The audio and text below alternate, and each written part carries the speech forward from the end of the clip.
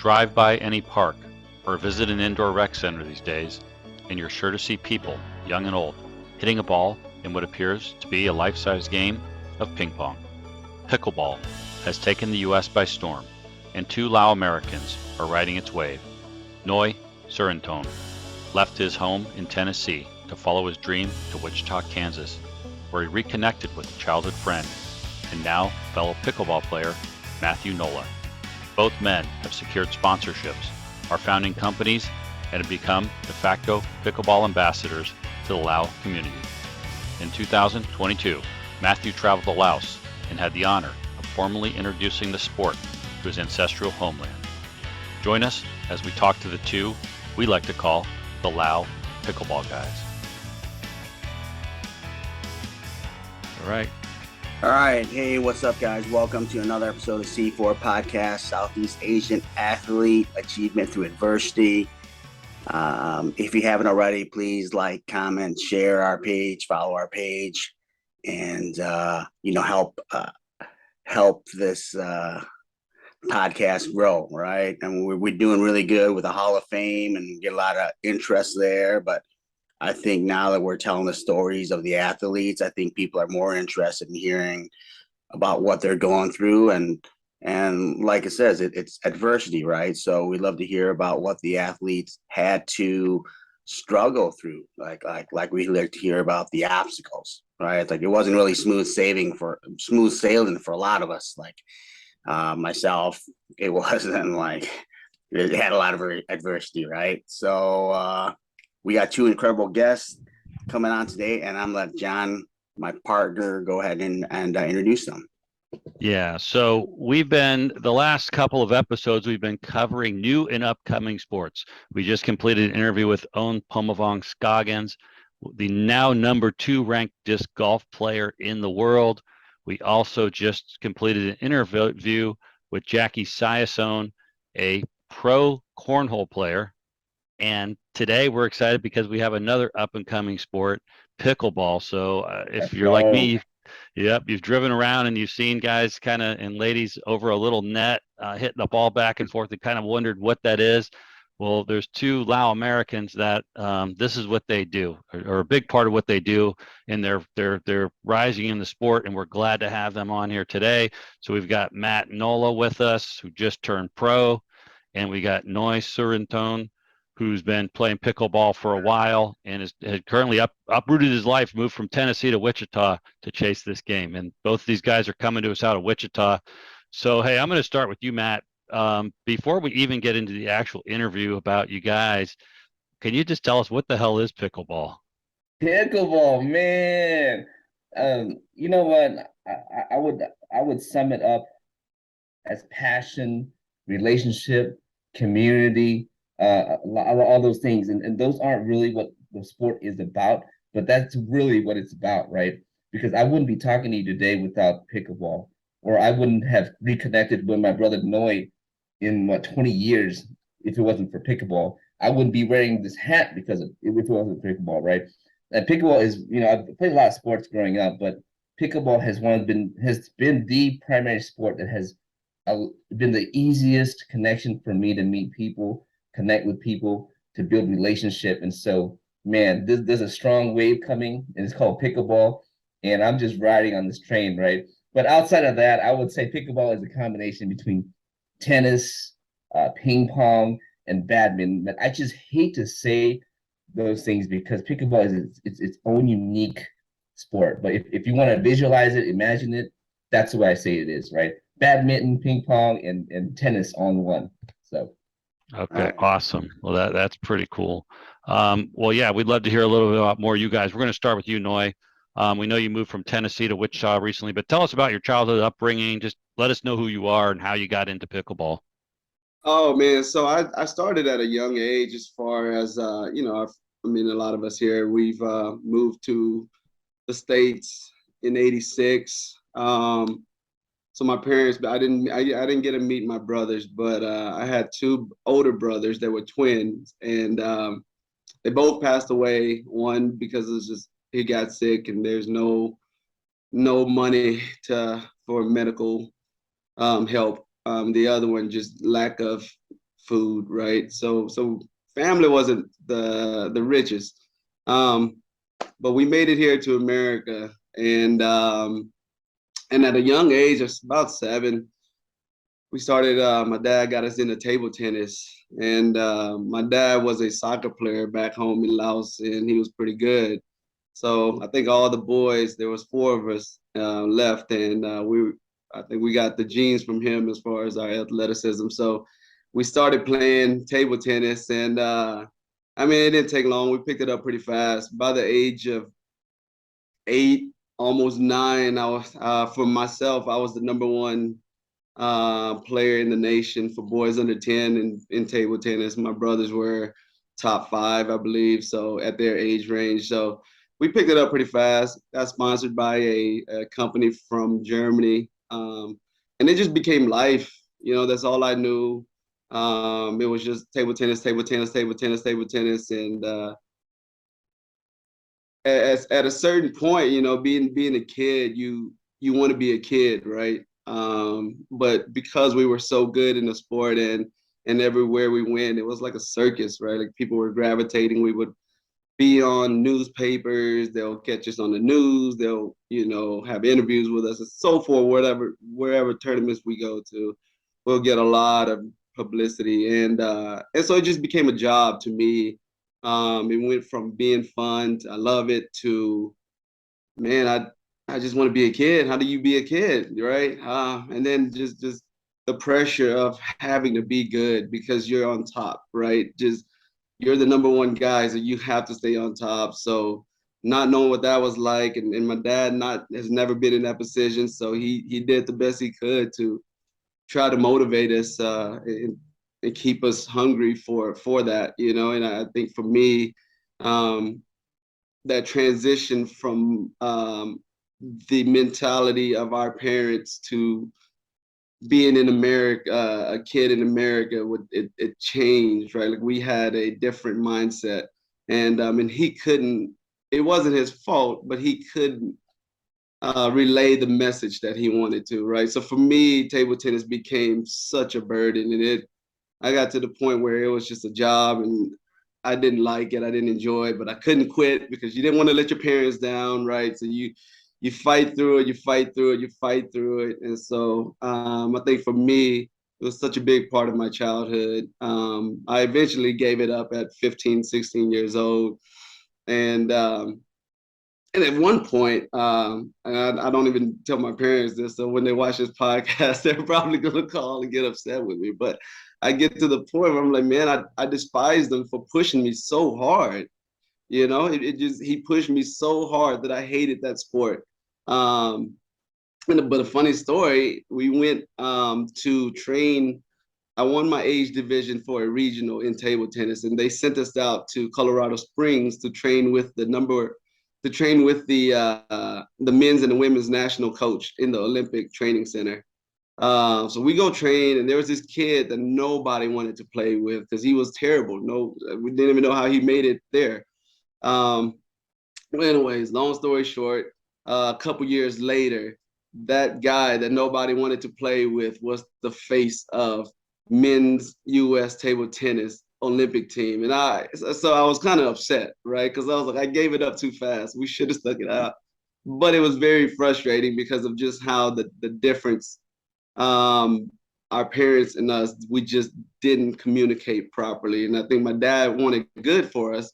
He just didn't know how to go about it, right? He did it the way he knew how to do it. So, but again, so I despised him for the longest, and then I picked up pickleball 5 years ago, and everything that my game is just predicated off of table tennis. So when people watch me play, they're like, dude, I've seen you play ping pong, and it looks just like you're out there playing ping pong, right? So then I go from despising my dad to this, oh man, I can't thank him enough, right? So it's pretty cool how it becomes full circle that something that I enjoyed in the beginning, I then despised, taking that skill and taking it to a different sport, and it translates over to be where I'm at now. So it's pretty incredible.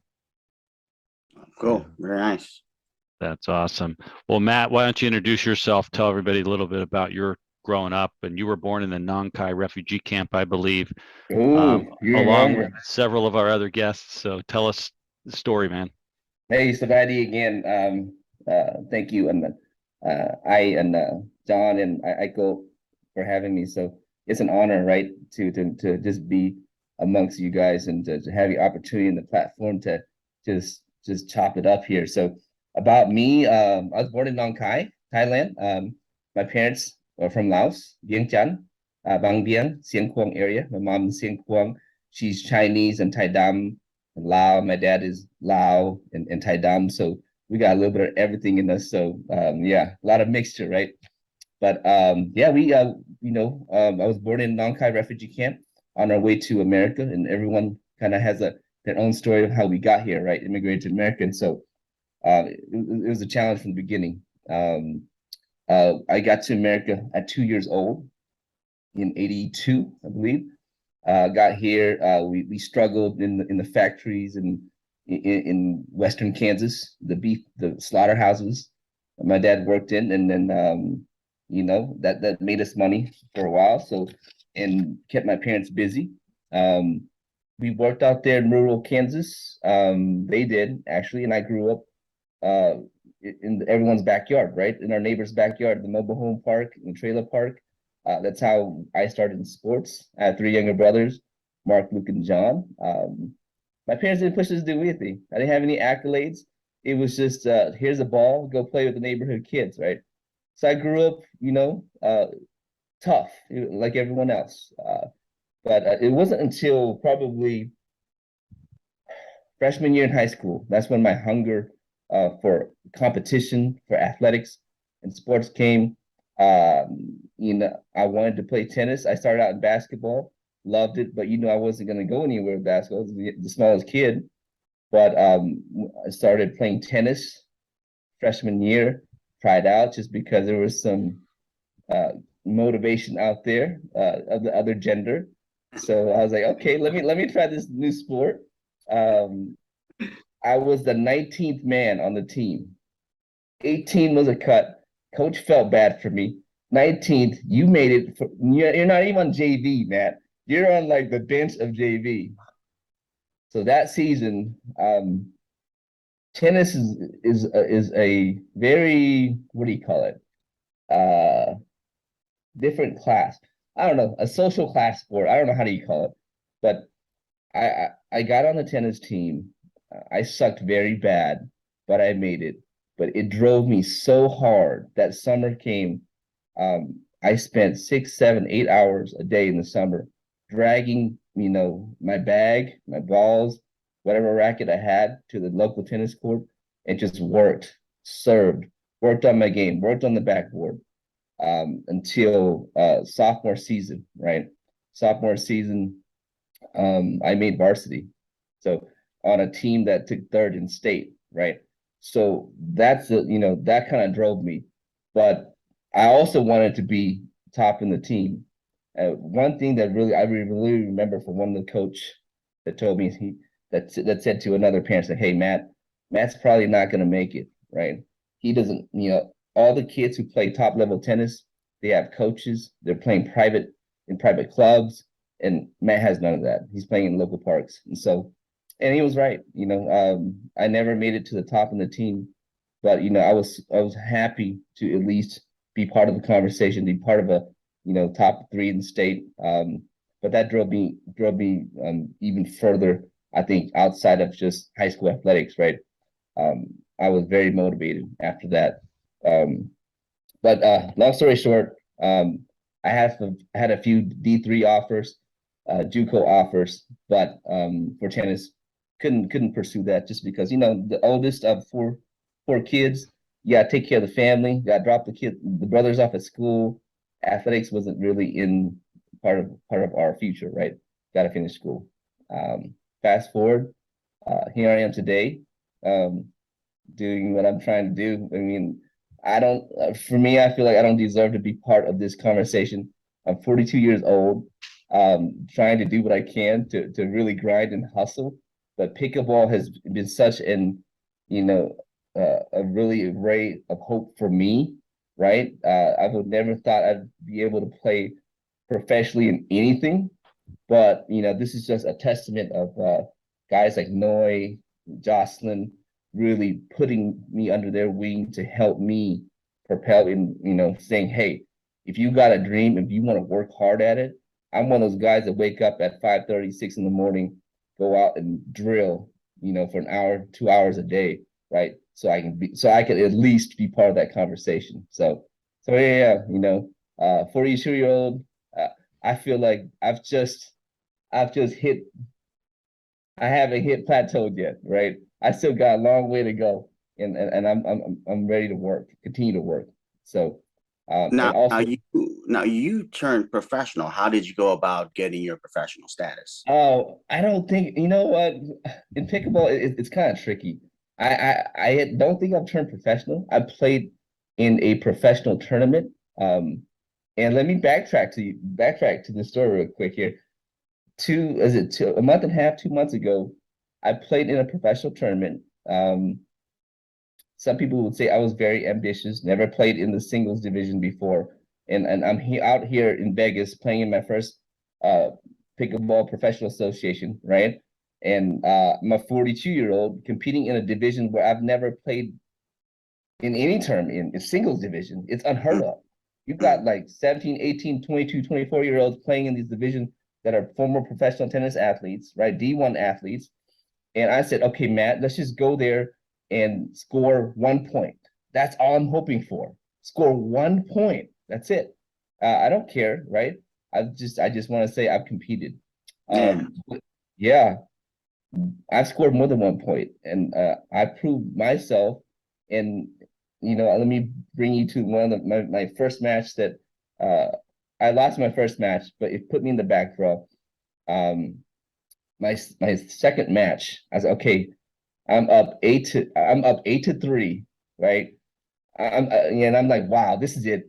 I'm okay with losing and going home. But I said to myself, hey, what if I could pull this out? I can share this story with my son and with my parents, with my family, my friends, saying, hey, if I can notch a win under my belt under any kind of a professional tour, right? This would be a story for the ages. And lo and behold, I said, hey, God, if you hear me, if you want me to win, if you just send me your favor, give me your energy, give me your strength, just will me through this. And, I eventually won 15-3 in my first match. To go on to win two more matches is, to me, is a miracle in itself. And it's very motivating, right? So, yeah. So I don't call myself a professional. I don't want to do the sport wrong. I don't want to do those athletes wrong. They're on a different level, but I'm proud of what I've accomplished, and I'm gonna march forward and work even harder than before, right? Yeah, that's awesome. Well, Noy, I mean, you went so deep into the sport. You grew up in Murfreesboro and Nashville. You decided to pack up and move to Wichita, Kansas. Tell us about what motivated you to do that and what you're doing there to bring pickleball to the people of Kansas. Oh man, it was wild, man. I had a guy here that Matt knows well. Again, he's prob he could go pro if he wanted to. I think he's just busy with life. But a guy named Chris Heck um, called me one day out the blue and was like, "Hey man, do you want to move to Kansas?" And I was like, "Not really." He said, "But it's for pickleball." And I was like, "Yeah." Well, do you want to move to Kansas? So it took a lot of convincing, man. I didn't want to go to Wichita. The first time I visited, I enjoyed it, but I was like, man, I can't see how people live like this. There's just no way. I'm from Nashville. There's a big. I just like the even though I don't go out and stuff like that. Like I love the fact that Nashville had a lot to offer, right? Whether I went or not, it just had a lot to offer. Versus to me, I'm like Wichita. It's just What pickleball. was it? That's all they Was do. it all rural? What else? Was it rural country?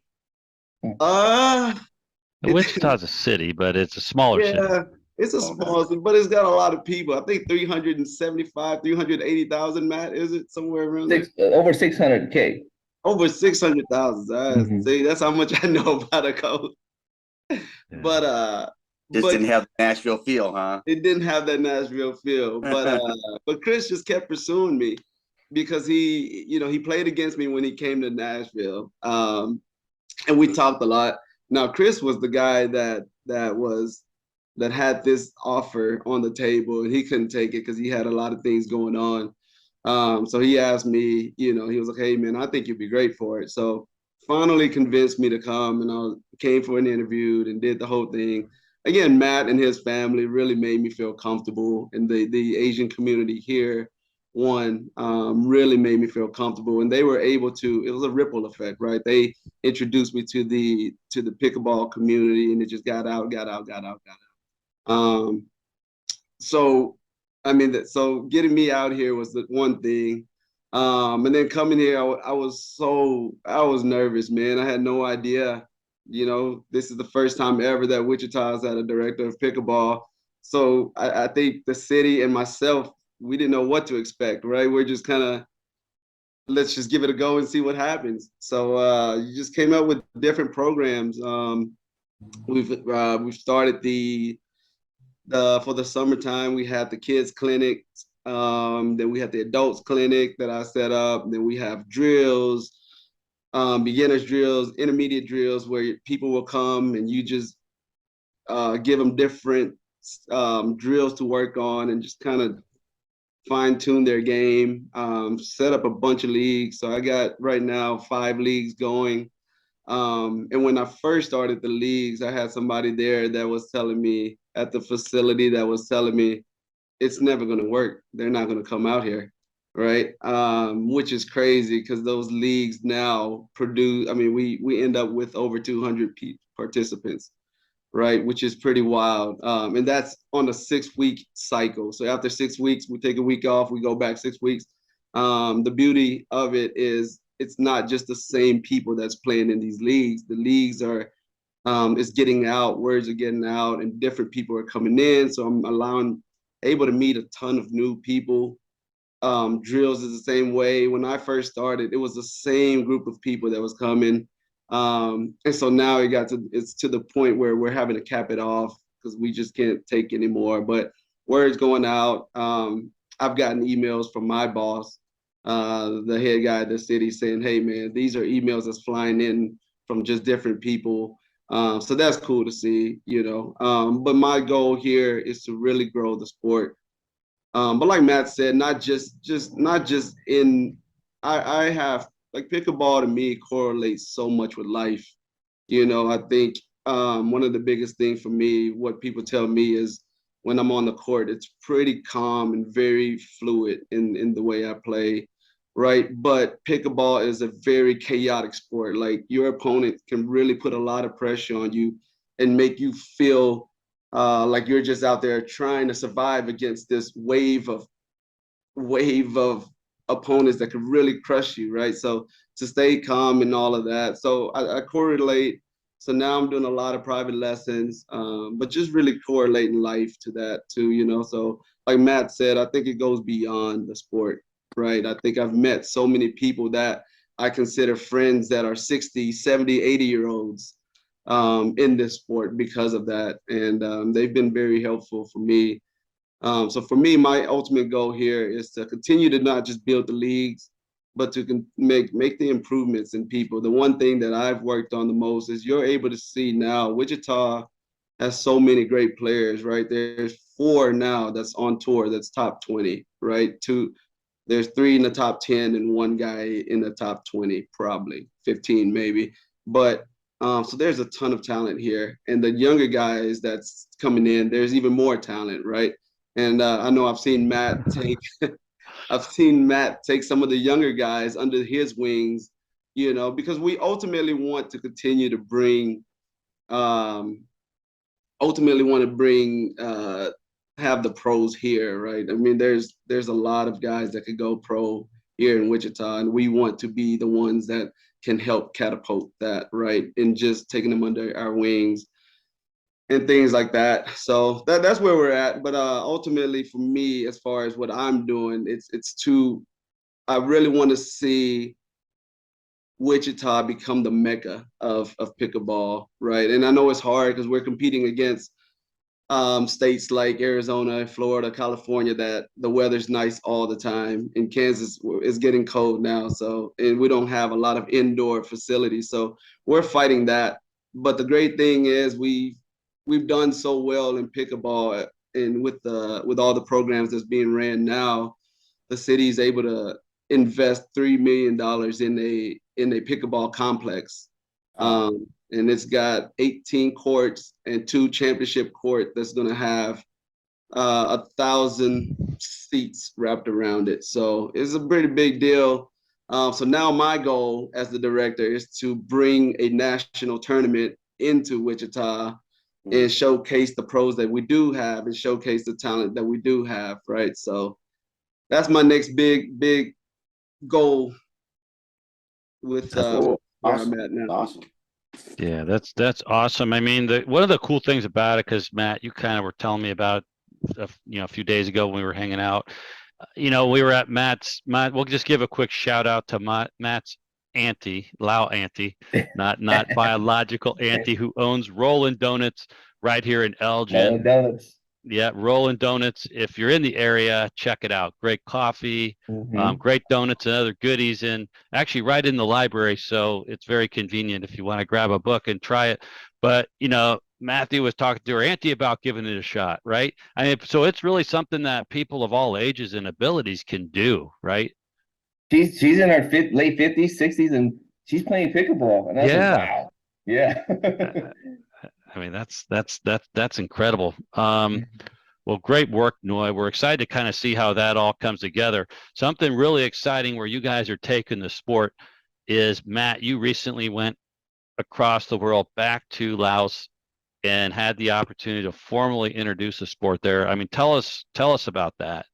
Yeah, so the joy of pickleball that I've experienced in the past 2 years, and seeing how relationships can be built and bridges can be just built because of pickleball. I was like, you know what? I really want this for our community in Laos, right? Among our Lao people too, for us to be able to have the opportunity to bring pickleball to the country of Lao. And I was like, man, how am I gonna do this? Where do I start? But I'm a dreamer, and I love to just dream and cast visions, and really just pursue whatever, right? So, and I said, okay, how am I going to do this? I go back to Laos quite a bit, Thailand quite a bit, um, and I figured, okay, let me start out to the top. Let me work my way to from the top. So I emailed the embassy, in DC, saying, hey, who heads the Olympic Committee? Who heads the sports committee? And so, they said, oh, this guy, just email the embassy over in Laos. And then, after some time has gone by, I was like, okay, let me just Google.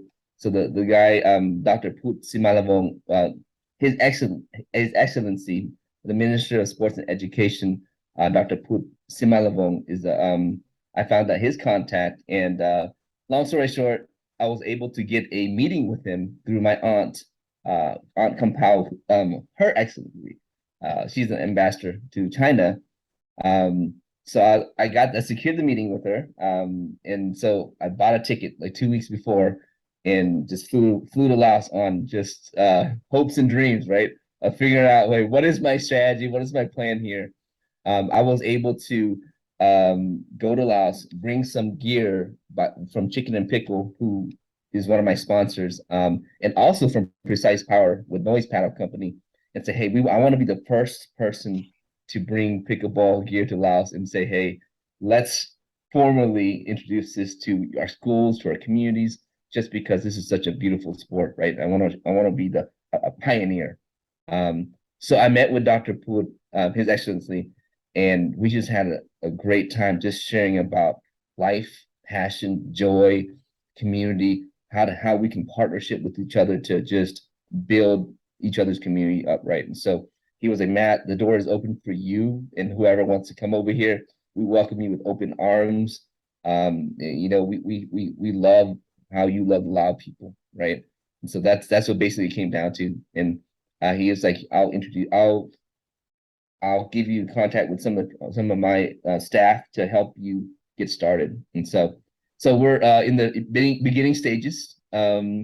we want to open up some schools, partner with them in some rural areas, give back to the community, and also introduce pickleball out there. So I think the next trip probably will be in March. I'm looking forward to that trip. I plan on playing the Asia Open in Thailand, and at the same time, going to Laos to bring equipment there, paddles there, and put it in at least the universities, right? So that's the whole story, and my friends over there, they're excited for pickleball, and waiting for us to be there. So Yeah. and that's a great vision. We just had another young lady prior to this, Jackie. Jackie, yeah, and her vision of bringing home, just doing something for the country, right? She had her own oh yeah. vision, and it's nice for we had this opportunity to come, to come here when we were young, or some of us are born here. Some of us came here when we were little, but we had more opportunity to succeed here than the athletes, back home in Laos, Mhm. and then to become successful, and then to go, back and give back. I think that's a great that's a great way to give back, and that's a great way to bridge the Laotians in Laos to the Lao Mhm. Americans in the U.S. So Mhm. very awesome Absolutely. doing. Very Yeah. awesome. There's a lot of need over there, and I think I'm so thankful that God is just still putting a burden in my heart and say, hey, man, you're meant to be there one day, I mean, to live there one day. I just want to be obedient, right? Yeah. So, and I want to give back, like whatever I have, want to see my people come up. Well, it's like Yeah. Noah was saying earlier about competing, and then the coaching aspect of it. I too got burnt out of competing. It became work. In the beginning it was fun. It was training. I was building muscles. Then I started competing, and then I saw the business side of it.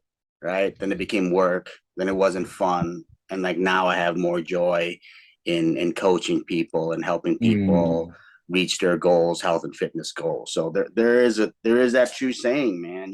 When you give, you receive. So it's very right. very true. No, Yeah. that's wonderful too. Like what Matt was saying, the beauty in this sport, I think, and it's just to me, and I haven't been back yet, but I've seen pictures. I think in back home in Laos, it's still a third world country. So it's not, we're not gonna be the biggest, fastest, strongest people, right? But the beauty in pickleball is you don't have to be the biggest, fastest, strongest, right? It's a chess match. I mean, I think our hand-eye coordination, I think I would put Asia, I mean, top, when it comes to that. I mean, look at China and their table tennis, right? I mean, most of the dominant table tennis players are from Asia, so I think hand-eye coordination is very important. And I think that this sport allows for that, where I know I follow you guys, and you have some of the D1, football athletes, the Malachi Moores, and the that's playing D1 college. You got to have that body. You have to have that agility, and not Mhm. everybody have that. And that's the beauty of this sport is you don't need to have that, right? It's a Yeah. lovely sport, man. That's the one. That's why it's just gonna forever be. I think it's just gonna explode because body shapes, types, whatever, right? Anybody can play this sport. Yeah, and I gotta say, there's so many good badminton players, right? Coming out Mhm. of Laos and Lao American community. This is like a perfect Mhm. segue Yeah, into this new sport. So you're right. I could see some great players, with your yeah. guys' help, right? Bringing them up, introducing them to it, either Lao American or, would be awesome one day to see players from Laos, right, on the national scene, international scene in this thing. So that does that mean that Noe and I will have to do a match with you and John, Echo? Well, we Me, got to play you, doubles, man. Ko and you Noy and know, me and man. Matt or something like that, maybe. Let's do it. Let's We can do do a it. Let's Yeah. put it on the book. we do bench press contest or something, some curling Oh, contest. Yeah, Ko, you Co, got I all think of we us. could take him, Co. I got our money on him. Yeah. No, Yeah, That's man. wild though. I have no hand-eye coordination. That's why working out, I just pick it up and I put it down and I just do it over and over, man. Cole, you know I what? had none of that Tim reflex stuff. Tebow and Gronkowski is playing pickleball. That's They're crazy. huge. Crazy. Yeah. Nowinski, Yeah. Nowinski was playing. Yeah. LeBron owns a team you were telling us Is recently, LeBron, now Noy? now is there an advantage to taller guys playing? Like if you had to play like someone that size, would there be a? I mean, how would that even work? Like, do you? I feel like at some point, because I'm tall, I'm over at 6'2", it becomes a liability in some sports, right? Certain sports, it's like a giant advantage, but some of these like Mhm. hand-eye, quick agility sports, your arms got to move from way over here to here. You can't do it, right? So I think it's probably not, or there's probably a Well, limit, right? yeah, there's a limit, but the taller guys, maybe 6'2" to 6'4", they have a good reach, right? And Yeah. by the time they get up to the net, it's such a small court, they're ready. So you have to be really on point. Yeah, Also, it's they actually got their height is actually a Okay. disadvantage. yeah, it Is what could you're saying. be. It Yeah. not depends, I always, guess. not Yeah. always, because there, if you look and there's it's called the kitchen, right? So you can't volley a ball, which means take the ball out the air Hmm. in this little kitchen, right? You have to be behind this line to hit it. So Yeah. when when those 6'4", 6'5" guys are at that line, and you have to hit a short ball, it's hard to hit a short ball when they're that tall. They can reach, versus where I'm 5'7". It's easier for those guys to hit a shorter ball to me because my reach isn't as long. So Yeah. there are disadvantages. I think the disadvantage for me with the taller guys are when I'm able to play the fast game and I'm able to jam their body, right? Like John was saying, their paddle speed, their hand speed is so long and lengthy that it's hard for those guys to react to a faster ball. Gotcha. That makes sense. Yeah. Well, that's, It's, I think, the cool thing about it, right? Like you said, it's a chess match. You got to figure out the advantages and use them, yeah, right? Hmm. Tall guys got to use his reach, shorter guys got to use that speed, yeah. and it's a just game on. That's cool, man. Well, Matt had mentioned about your paddle company, Noy. Tell us, man, what you're doing there.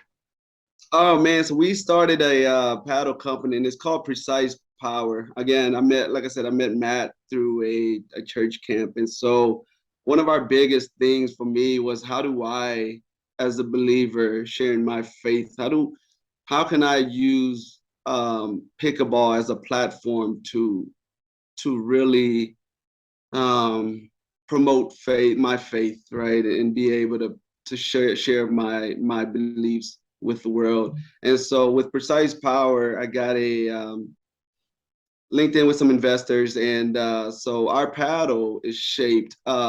It's called an edge guard. So what's on the outside of the paddle that wraps around to keep everything together? For us, Matt would know that it's red, right? In the story in the Bible, with the Passover. So our theme is just that when we're out there, it's the blood of Christ that's protecting us, right? And so to me, that's the story behind that right now. So I love being able to incorporate that. But for what we're doing with that, like I said, it's to really be able to just show people, right? I mean, I want to be an inspiration. I know Matt and I spoke quite a bit, and we just want people to understand, especially our people, that there's nothing in life that we can't do, right? I think our family I think for me, my parents have shown me and proven to me that they left everything behind and no excuses, right? We're either going to sink or swim, and they found a way. And so I just want to continue that mentality, and I hope that through that, being Laos and having a pickleball company, that people in our community are able to look at that and say, man, I could be whatever I want to be. This guy is Yeah. doing this, he's done this, he's doing this, now he's doing this. Why can't I do that? And for Hmm. me, ultimately, just want to be the inspiration. Just let people know that, hey, whatever you put your mind into, if there's no excuses and you work for it, you're gonna get it. So that's where we're at with the company. Of course, we're working on the high end stuff. Working with Matt as well. We want to be able to sponsor and send paddles back to Laos and be the primary, right, and be the precise power be in Laos, and let them know that, hey, it's a Laos kid that moved to America, that, you know, the paddles you guys are playing with, hey, you know, this is the dream. Like, you guys can have it too, right? Yep, So yep, again, just to be that inspiration for people, Yeah. man. I yeah, think it's like O said, it's what's better than giving back, you know? yep. When you get, it's fun, it's great, but for me, it's where I'm at in my job. It's the most satisfaction. And Cole, I think you'll know too, that when you're able to take a talent and they start believing in themselves, and you see them get better, and they're more hungry, and they want to continue, and they come to you for more, and they want more and more and more. There's nothing that beats that. I could be the number one guy in pickleball, and it doesn't even compare to Yeah. that satisfaction of No, giving yeah, no, my I energy agree. and knowledge to those No, guys. Yeah. Well, totally just agree. Go kind of big. I might need him for a bodyguard. This is like the yeah, go. Goldberg, the loud Hey, Goldberg. you want to bring back Laos Jaime, his bodyguard? I'll be You a are They pickleball used bodyguard. intimidating. they used to You're the call him the biggest Big loud I've Lao. ever seen. He My hung up goodness. he hung No, up see, that like, title. you know, I got the same vision, man. I'm the skinny little kid from Laos that came to America at 4, you know, and picked on and all that. So I started working out. Then I started building muscle. Then I was like, man, I want to be a pro bodybuilder, right, at a very young age. But my parents didn't support me, man. Nobody pushed me. They all laughed. They all like, you ain't gonna do it. You can't do it. You're too small, you know. And they're being realistic. And I hear that from the inside. I hear that from the outside. So that motivated me, you know, to be one of the top bodybuilders in the world. So, you know, being a turning professional, competing in the Mr. Olympia now, yeah, you know, love to go back to Laos. And as the way you guys are promoting pickleball, I would love to promote health and fitness, you know, Oh or even yeah. bodybuilding competitions, right? So I don't know. I mean, you got a contact and when with the talk, you know. Let's go. Yeah. Let's go. Yeah, man. You guys got I to loved it. I loved it, man. I mean, they just had a Facebook post John showed me, right? That Yeah. bodybuilding, Lao bodybuilding, when Vientiane Mm, set up show, and Yep. looked like it was a pretty good turnout of people. You know, I mean, they're growing, man. I mean, hmm Yeah. and with the limited information out what they have, Mm-hmm. you know, limited resources. You know, they don't got the best equipment. I mean, I think they got some decent gyms over there. I know in Thailand they do, but not in Yeah, Laos. dude. But if you would have okay, when I was first set foot in Laos in 98 or 97, um, man, you'd have no idea what the gyms out there. You'd be like, wow, it's crazy. Yeah, And I went to a fitness center inside of it's in the city, but so archaic. Let's say that to put it very nice, very yeah, archaic. yeah, I yeah, couldn't for believe sure. it. Yeah. And I think it would benefit for someone like you know, of your experience and wisdom and all that you've been through to go there and just pour into young people, right? I think Yeah, they would definitely, love definitely. that. Yeah. Yeah. Mm-hmm. And I mean the Minister of Sports and Education, Does he run incredibly all good the? guy. Does he run all the Yeah. sports? So, well, there's federation. So Matthew's actually trying to start a pickleball federation because it doesn't exist. There is a bodybuilding federation, though it's fairly in its infancy. And Yeah, there's a very tiny swimming federation which we're working with. You know, my daughter's a swimmer, and there's 2 swimmers from Wichita, Kansas, well, as well. let's There go we set up Start go. to camp put in Let's some. go, Vientiane. Wichita. Yeah, Let's Let's no, set go. up there are. camp, Yeah. man. So we're working Start recruiting. we're working on some things there too with them. So I think the future of athletics in Laos, it's coming up. You got a building that's got pools. You got a building that's got courts. You got a building that's got a training facility. Throw some Yes. Hey, basketball courts in there, and you know it'll give you a believe place it, for man. kids to go. Yeah. You know, health and fitness, really. You know, just health and fitness, whatever you want to do. Yep. Yeah. That's awesome.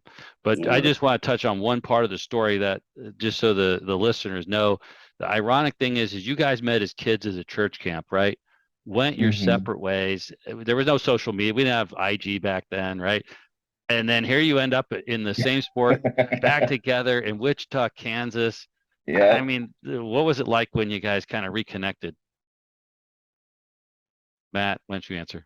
Oh man, I was like, wow, no, I have his, I love his family. They have like 3, 4 brothers and sisters, or more than that, right? No, Yeah, it's the 2 now. So 2 yeah, brothers and and 1 sister now.